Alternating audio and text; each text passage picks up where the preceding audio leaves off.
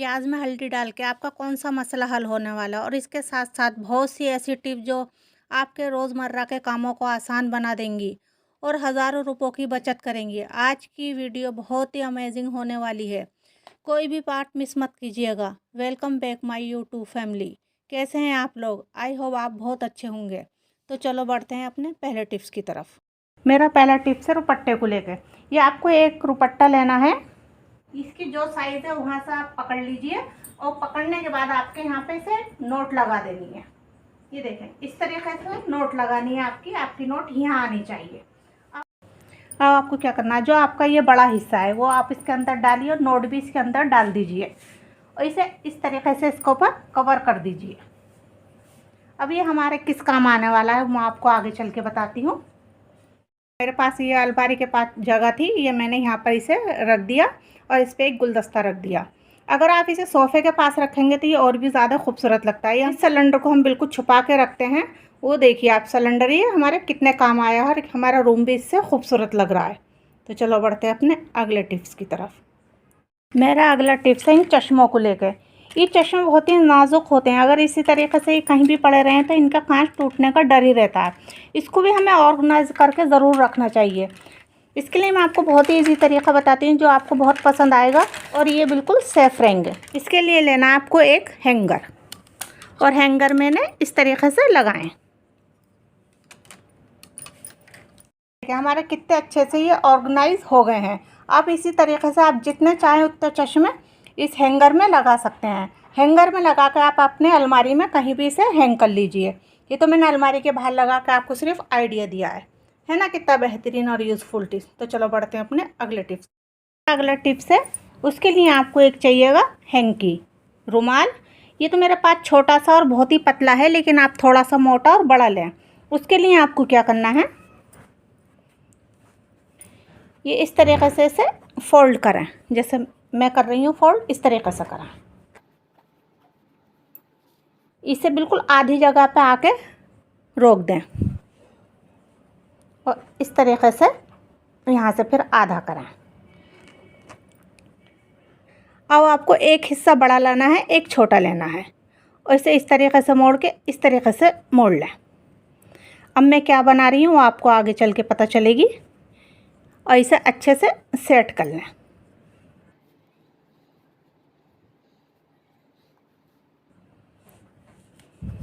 आपके थोड़ा थोड़ा समझ में आ गया होगा मैं इसका क्या बना रही हूँ। ये देखें, इस तरीके से ये इसमें डाल दें। मैंने आपको पहले ही बताया कि मेरा रुमाल भी बहुत छोटा सा है और बहुत ज़्यादा पतला है, लेकिन आपको थोड़ा सा मोटा और बड़ा लेना है। अब आपको ये थोड़ा सा हिस्सा उठाना है,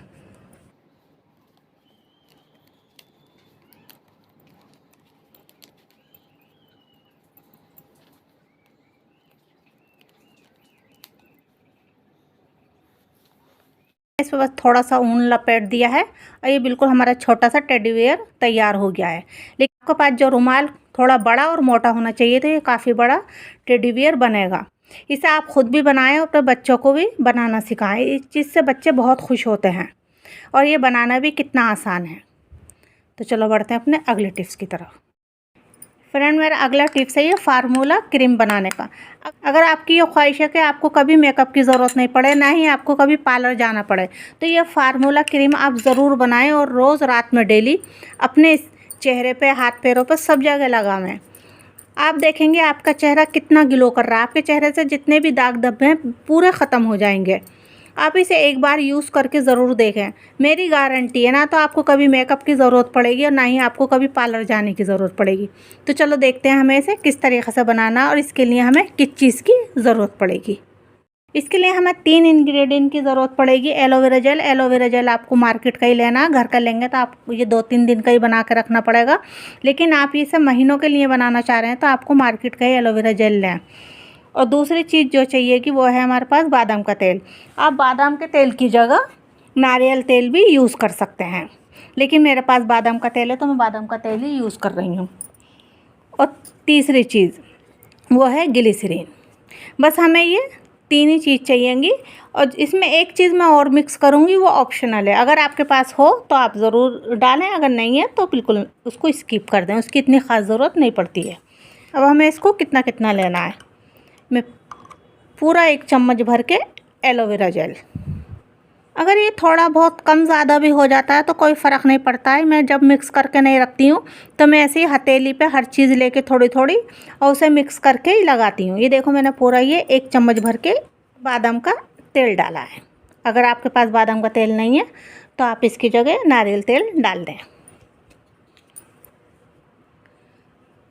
अच्छा, ये मैं आधी चम्मच लूँगी। आधी चम्मच मैं इसलिए ले रही हूँ क्योंकि मुझे थोड़ी ग्लिसरीन चिपचिपी लगती है। अगर आपको अच्छी लगती है तो आप पूरा भर के भी डाल सकते हैं। ये मिक्स बहुत अच्छे से कर देना, बिल्कुल एक जान कर दें तीनों चीज़ों को। ये देखना है आप, इसका ये वाइट होता चला जा रहा है। हम इसको जितना फेंटेंगे उतना ही ये वाइट होता चला जाएगा। ये देखें कितना वाइट सा ये हो गया। अब इसके अंदर मैं ये एक विटामिन कैप्सूल डालूंगी। अगर आपके पास है तो आप ज़रूर डालें, नहीं है तो इसे स्किप कर देना।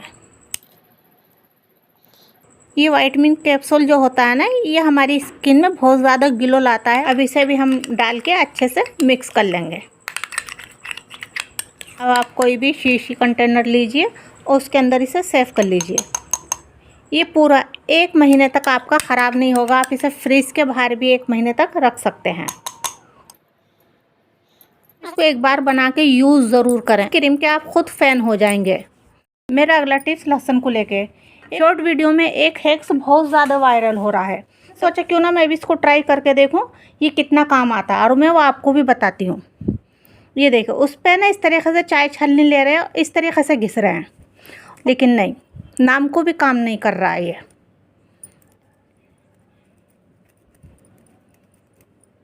कुछ भी नहीं। लेकिन हमारे साथ क्या होता है ना, कभी हमें लहसुन की थोड़े से की ज़रूरत पड़ती है और मिक्सर में हमारा थोड़ा सा लहसुन कभी नहीं छिल पाता है। तो उसके लिए आपको क्या करना है, छलनी का तो हैक हमारे काम ही नहीं आया। तो आपको लेना है, आप जो भी आपके पास कद्दूकस है वो ले लीजिए और उसके ऊपर एक कैरी बैग चढ़ा लीजिए।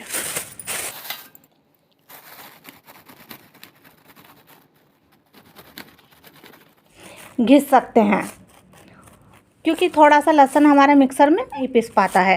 तो ये देखें, आपको एक हैक्स और बताती हूँ। अगर आपके घर में मच्छर हैं तो आपको क्या करना है, आपके पास पिसा हुआ लहसुन का पेस्ट है, उससे आधा आप पेट्रोलियम जेली डालें इसके अंदर और उसको अच्छे से मिक्स करें। आप अपने हाथ पैरों पे से अच्छे से मल लीजिए, जिस तरीके से हम कोई लोशन लगाते हैं, क्योंकि ये लहसुन है, लहसुन हमें कभी भी नुकसान नहीं देता है। अगला टिप्स इन कैरी बैगों को लेकर है जो बिल्कुल बिखरी रहती हैं, लेकिन इनको भी हमें समेट कर रखना चाहिए। मैं इनको किस तरीके से समेट कर रखती हूँ वो आपको दिखाती हूँ। ये देखें, मैं इस तरीके से इन डब्बों में ना कैरी बैग को समेट के रखती हूँ। किस तरीके से वो देखिए आप। मैं एक सेफ्टी पिन में पूरी लगा लेती हूँ। आप चाहें तो इसे कहीं पर भी इस तरीके से हैंग भी कर सकते हैं, लेकिन मैं इसे हैंग नहीं करती क्योंकि मुझे अच्छा नहीं लगता है। लेकिन मैं इसको इस तरीके से तय करके और डब्बे में रखना ज़्यादा पसंद करती हूँ, और ये हमारी आसानी से ही करके निकल जाती है और ये फटती नहीं, क्योंकि हमने बिल्कुल किनारे पे से इसमें पिन लगाया था।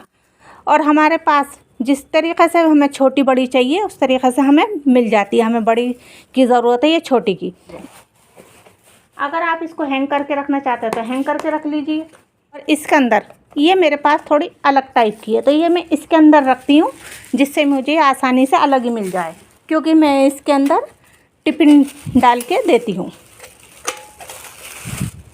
जिससे हमारा जो भी सालन वगैरह है अगर वो गिर भी जावे तो हमारे जो बैग में और चीज़ें हैं वो गंदी नहीं हो। तो आप हमेशा पन्नियों को ऑर्गेनाइज करके ज़रूर रखें। मेरा अगला टिप्स है बर्तन धोने के जूने को लेकर। आप बर्तन धोने का जूना जो भी यूज़ करते हो, किसी भी तरीके का करते हो, लेकिन ज़्यादातर लोग क्या करते हैं, जिसमें हमारा साबुन रहता है बर्तन धोने का, आप उसी में डाल देते हैं। तो ये गलती कभी नहीं करें। इस साबुन के अंदर इसी तरीके से पड़े रहते हैं बर्तन धोने के जूने, तो इनके अंदर बैक्टीरिया पनपने लगते हैं जो हमें ये बहुत नुकसान देते हैं। उसके लिए मैं क्या इस्तेमाल करती हूँ वो आपको बताती हूँ। उसके लिए मैं प्राइस टैग का यूज़ करती हूँ। ये प्राइस टैग ये ज़्यादातर लोग काट के फेंक देते हैं, हर कोई नहीं जानता है कि इसके अंदर एक लॉक होता है जो हमारा ये खुल जाता है खींचने से, और जो हमारी ये एक गांठ सी बंधी हुई होती है, क्योंकि ये रेशम का सा धागा होता है तो ये हमारी गांठ भी आसानी से खुल जाती है। तो इसे बस इसके अंदर डालें, लॉक हो जाता है।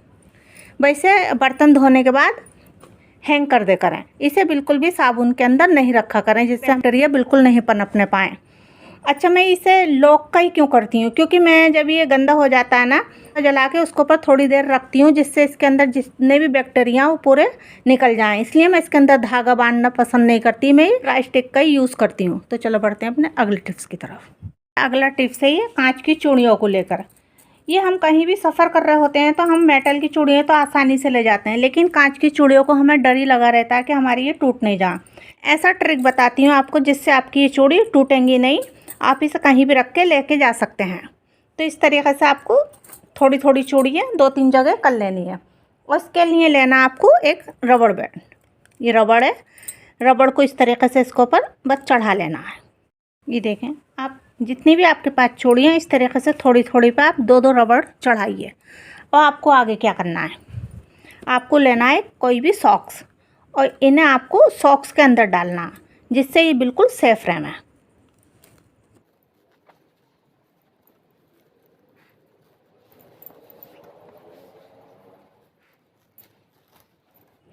इस तरीके से चढ़ा के आप ऐसा करके इन्हें रख लीजिए।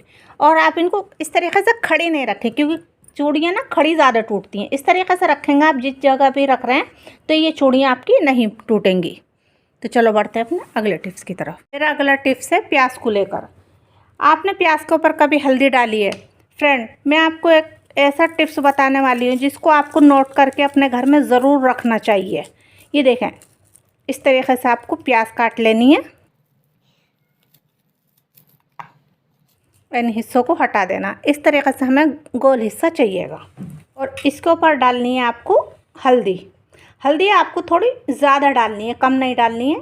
इसे किस काम लेना है, कभी ऐसा होता है हमारे पैर में या कहीं पे भी कांटा या कांच चुभ जाता है और वो इतने अंदर चला जाता है कि हमसे निकल नहीं पाता है, वहाँ पे इन्फेक्शन भी होना शुरू हो जाता है और सर्जरी तक की नौबत आ जाती है। तो ऐसा नहीं होगा। अगर आपके कहीं भी कांटा या कांच चुभा है और वो निकल नहीं पा रहा है, इसको आप हल्दी वाले, जहाँ आपने हल्दी छिड़की है और हल्दी आपकी ज़्यादा सही होनी, जहाँ पर भी आपका कांटा या कांच लगा है वहाँ पे इसे उल्टी करके इस तरीके से रख दें और उस जगह पर आप पट्टी बांध दें और इसे 1.5 से 2 घंटे तक इसी तरीके से रहने दें। हल्दी जो हमारे इसके अंदर डली हुई है वो हमारा इन्फेक्शन नहीं होने देगी और कांटा या कांच खुद ब खुद आपका बाहर आ जाएगा। जो आपका दर्द हो रहा होगा वो भी कम होना शुरू हो जाएगा। और हल्दी तो एंटीसेप्टिक होती है जो हमारे घाव को भरती है। इसे आपको 1.5 से 2 घंटे तक इसी तरीके से बांधे रखना। 1.5 से 2 घंटे बाद आपको इसको खोल के देखना पड़ेगा। कांटा या कांच जो भी चीज़ आपके चुभी है वो खुद ब खुद आपके बाहर निकल जाएगी। चलो बढ़ते हैं अपने अगले टिप्स की तरफ। मेरा अगला टिप्स ये पैंट को मोड़ने को लेकर। कभी हमें इस तरीके से किनार मोड़नी होती है, इसको छोटी करनी होती है, तो हमारा क्या होता है ना, ये इतना मोटा होता है तो हमारी ये सुई इस पर नहीं चल पाती, हमारी ज़्यादातर सुई टूट जाती है। तो हम इसे किस तरीके से छोटा करें, तो आपको क्या करनी है,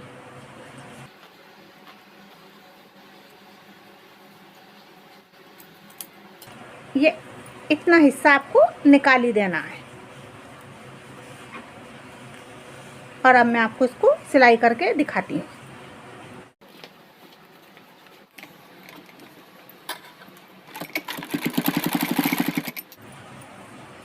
ये देखें, और ये इस तरीके से, क्योंकि ये हमारा कोई जींस, ये जींस का कपड़े में धागे नहीं निकलते हैं। मैं कभी भी पैंट को छोटी करती हूँ तो मैं इस तरीके से ये हिस्सा ज़रूर काटती हूँ और इसके आप ऊपर से फिनिशिंग देखें। तो फ्रेंड, आपको मेरी ये वीडियो ज़रा भी पसंद आई हो तो इसे लाइक करें, शेयर करें, चैनल को सब्सक्राइब ज़रूर करें। तो मिलते हैं अगली वीडियो में। अल्लाह हाफिज़।